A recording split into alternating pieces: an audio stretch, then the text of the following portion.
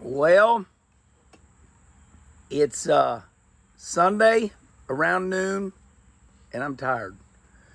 Been driving that truck and trailer up and down the road, trying to race at Benton, Missouri, and everybody rained out around here. So it's noon because I slept in. Woke up at 6:30, then looked over there, and it was like 10:30. All right. I'm doing this because somebody said, Herman, there's no NASCAR for 2 weeks. What are we going to do? I said, let me make a video. So I'm struggling a little bit with something, and I need you all to help me out. I do not want to watch those Olympics because I want to protest. And usually I just do what I want to do. But Herman, don't talk about politics. You'll lose half your friends. So I'm not going to talk about politics. But I don't like that. Who the hell made that decision? I mean, like, you got all the all the Olympics, and who is it? They say, yeah, just go ahead and do that stupid ass stuff you did at the start, and respond right here. So I know all of you are struggling out there too, because I like competition. I want to see who's the fastest runner. I want to see who's the fastest swimmer. It's the Summer Olympics, so I want to see who's the best, because I like competition.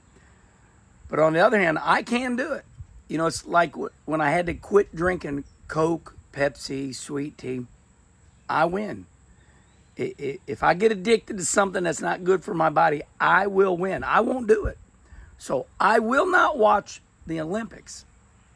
And I thought I'd just bring up that taboo subject. Kelly Earnhardt was just on social media, and she's number 5 now at 99,000 views because she had a hell of a Kenny conversation. She brought up a lot of things on her own, but she says, I like Kenny Wallace because he says it like it is, damn it. Calm down. There's children here. Hey, what's your name? Jet. Are you Jet the Threat? Yeah. Does Poppy love you so much? Yeah. You're the best, ain't you? I love you, buddy. And that's Brody. Yep. Out of Brody Pompey, Missouri, driving my Brody Pompey Camaro. Brody's my son-in-law. He married my youngest daughter, and he knows all the Kenny-isms. So anyway, I'm going to boycott these Olympics. I'm not going to watch them because they screwed up at the start. And hey, listen, if you're going to play, you got to pay. So tell me how dumb I am right here. Wallace, you don't need to be boycotting them Olympics. However, I feel most of my friends are.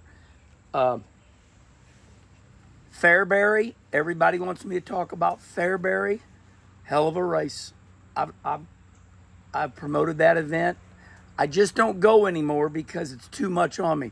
This is funny. Nick Hoffman's dad, Daryl, Nick about won that damn race last night. And reminded me of what Kenny Schrader said. Ryan Gustin was all over Schrader in a 20-lap feature down there at Volusia for Speed Weeks. And I'm watching it because they have all these features, right? And Gustin's all over Schrader. And Ryan Gustin finally passed Schrader. Schrader said it perfect. He said, I didn't know where to go to defend. So it's easy for us to watch and say, Nick Hoffman should have done this, should have done that. Nick was not going to hold him off. He was coming. Bobby Pierce started dead last and went to 4th and spun himself out. Then went back to dead last and came all the way to the lead. That, my friends, means you're a badass. Nick Hoffman is taking it quite well. We have texted each other this morning. He said, I'm going to go win me another crown jewel. I said, Nick, you're a badass.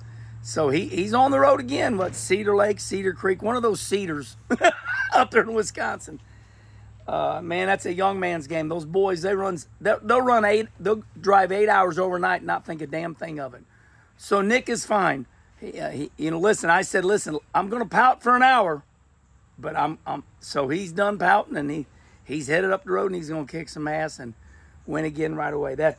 I had a race like that in Nashville, Tennessee. I was dominating one of my very first Busch Grand National races.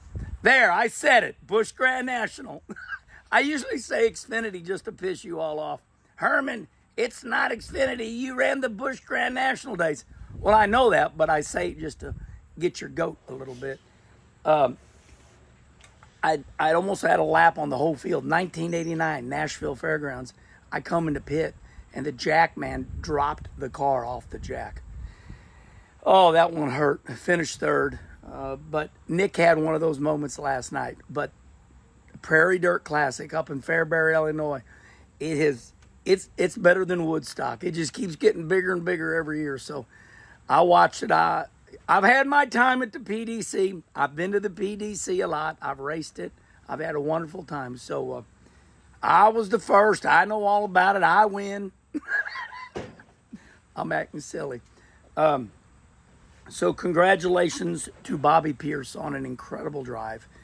Ricky Thornton in Kevin Rumley's car. That was the true meaning of sending it. He sent it, and after everything was over, later that night, here the pictures were. He hit the wall so hard he blew the J-bar. Zach Vanderbeek thinking about going down the right sizing. There you have it. Zach Vanderbeek just texted me while I'm doing this. He's going to right size like me.